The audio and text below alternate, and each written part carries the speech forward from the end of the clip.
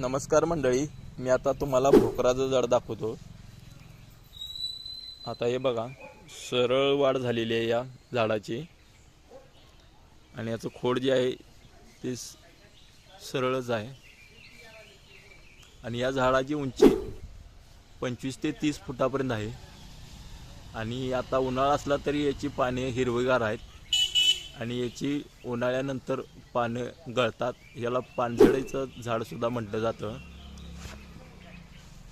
आता खाली काही या ठिकाणी फळं दिसत आहेत आपल्याला। साधारणपणे करवंद्यापेक्षा मोठी असणारी फळं आहेत।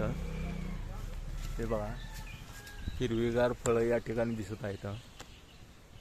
तर या फळांचं हिरवी असताना लोणचं केलं जातं या फळांचं। हे बघा, पूर्वी दुष्काळ ज्यावेळी पडला जायचा त्यावेळेला भाकरी बरोबर याचं लोणचं करून माणसं खायची।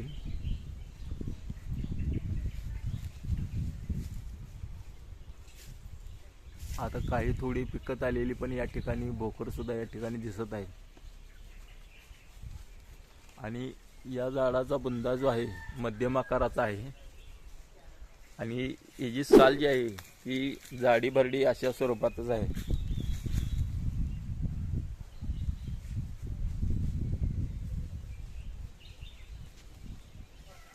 हे अशा पद्धतीचं भोकराचे फळ येते। आता हे फळ बऱ्याच वेळा खाल्लं पण जाते। आता आणखी एक या ठिकाणी पिकलेलं भोकराचं फळ आहे, ते मी तुम्हाला दाखवतो। हे बघा, पिकल्यानंतर असा याचा रंग असतोय आणि देठाकडची बाजू बघा, एकदम गोल आकाराचं हे फळ आहे। आता या ठिकाणी भोकराची फळं आहेत ती तुम्हाला मी खाली पडलेली आहेत जमिनीवरती दाखवतो। हे बघा, भोकराचं फळ करवंदापेक्षा थोडंसं मोठं आहे। हे बघा, थोडासा गुलाबी रंगाचं हे झाड फळ आहे।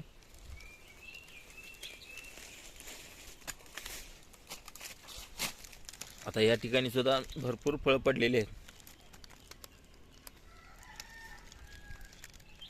तर अशा पद्धतीचं अशा आकाराचं हे फळ येतंय। हे बघा,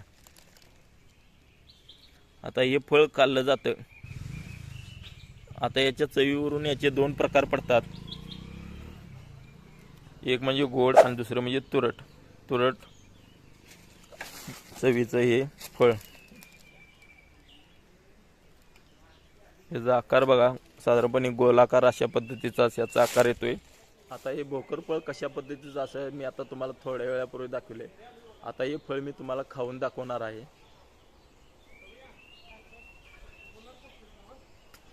आता वरची साल मी काढून टाकली आणि आतला भाग बघा, पांढरा असा दिसतोय।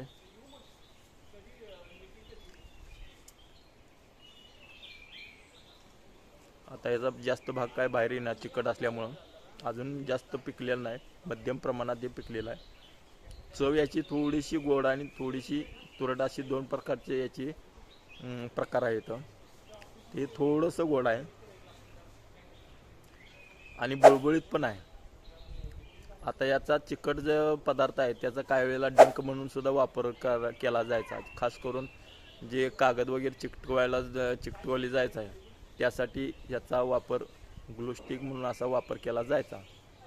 तर असं हे फळ आहे, हिरवं असताना याचे लोणचं केलं जाते। पाठीमागचा आकार बघा, अशा पद्धतीत येते आणि याला एकच बी येत्या आणि त्या बीच्या भोवतीच त्याचा आपण जो भाग खातोय तो गोलाकार अशा पद्धतीत येतोय। तर अशा पद्धतीचं हे भोकराचं झाड, याला काही वेळेला शेलवड म्हणून सुद्धा ओळखलं जाते। आता हे जे भोकराचं फळ आहे ते खास करून घसा, कफ आणि घसादुखी जी असते त्यासाठी वापरलं जातं आणि त्याच्यावर हे अतिशय गुणकारी मानलं जातं। भोकराच्या झाडाचं लाकूड हे मध्यम ते हलक्या स्वरूपाचं येते आणि याचा खास करून उपयोग आगपेटीच्या काड्या बनवण्यासाठी, तसेच होड्या बनवण्यासाठी आणि शेतीची जी अवजारे असतात ती बनवण्यासाठी सुद्धा या लाकडाचा उपयोग केला जातो। आता भोकराच्या झाडाची पानं कशी असतात ती तुम्हाला मी दाखवतो। साधारणपणे या झाडाची पाने अंडाकृती प्रकारचे येतात. हे बघा. आणि वरचा पृष्ठभाग जो असतोय तो साधारणपणे गुळगुळीत असा येतोय. हा भाग पूर्णपणे गुळगुळीत आहे वरचा भाग. तर खालचा भाग हा खरबरीत स्वरूपाचा येतोय. आणि या झाडाचा देठ बघा, पानाचा देठ साधारणपणे हा देठ एवढ्या लांबीचा असा असतोय. आता हे जे भोकराचं झाड आहे ते अक्षरशः फळानं लगडलंय. भरपूर म्हणजे भरपूर प्रमाणात या ठिकाणी फळं लागलेली आहेत. आणि एकाच ठिकाणी जवळपास 20-20 भर फळं या ठिकाणी लागलेले दिसून येत आहेत. काही फळे परिपक्व झालेली आहेत, तर काही फळे ही कच्च्या स्वरूपात या ठिकाणी पाहावयास मिळत आहेत. ॲसिडिटी व पोटदुखीवर याचे फळ खायला सांगितले जाते. यामुळे त्वरित आराम मिळतो. याचे फळ मूत्रवर्धक असून लघवीचा त्रास असल्यास आवर्जून खावे, म्हणजे यावर भरपूर फरक पडतो. पोटदुखी तसेच पोटातील आतडी दुखत असल्यास सालीचा रस काढून खोबरेल तेलाबरोबर पोटावर लावल्यास त्यावर सुद्धा चांगले गुणकारी ठरते. विशेषतः मूत्रविकारावर हे फळ विशेष गुणकारी असून मूत्रमार्ग संबंधीचे अनेक आजार कायमचे दूर होतात. तोंडाला सारखी कोरड पडत असल्यास, तहान सारखी लागत असल्यास, तसेच लघवीच्या ठिकाणी जळजळ होत असल्यास हे फळ जरूर खावे. यामुळे वरील त्रास भरपूर प्रमाणात कमी होतो. असे हे बहुगुणी फळ की ज्याविषयी बऱ्याच लोकांना माहिती नाही, तेव्हा ही माहिती या व्हिडिओमार्फत पोहोचविण्याचा प्रयत्न केला आहे. भोकराची सालसुद्धा फळाप्रमाणेच अतिशय गुणकारी असून अतिशय पौष्टिक तसेच स्टॅमिना वाढवणारे आहे. शारीरिक थकवा अथवा कमजोरी असल्यास, अशक्तपणा असल्यास सालीचा काढा अतिशय गुणकारी मानला जातो. अनेकांना शारीरिक कमजोरी असल्यास वीर्यवर्धनासाठी या सालीचा उपयोग केला जातो. म्हणजेच साल ही अतिशय उपयोगी मानली जाते. तसेच बऱ्याच वेळा ताप कमी होत नसल्यास किंवा बऱ्याच दिवसाचा ताप असल्यास या सालीचा काढा करून प्यायल्यास हळूहळू हा ताप कमी होत जातो. भोकराच्या सालीचे तसेच फळाचे अनेक उपयोग आहेत. आता तुम्हाला आणखी एक महत्त्वाचा उपयोग सांगतो.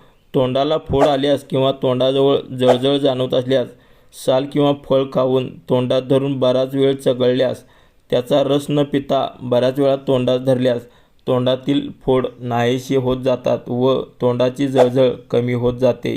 तर मंडळी, भोकर झाडाच्या फळासंबंधी थोडीफारच माहिती बऱ्याच लोकांना आहे, पण महत्त्वाची माहिती अनेक लोकांपर्यंत पोचलेलीच नाही. तेव्हा या व्हिडिओमार्फत ही माहिती पोचवण्याचा मी प्रयत्न केला आहे. तेव्हा ही माहिती कशी वाटली हे मला कमेंटमध्ये नक्की सांगा. आणि व्हिडिओ आवडला असेल तर इतरांनाही पाठवा. आणि महत्त्वाचं म्हणजे चॅनेलला सबस्क्राईब केलं नसेल तर चॅनेलला सबस्क्राईब करा. धन्यवाद.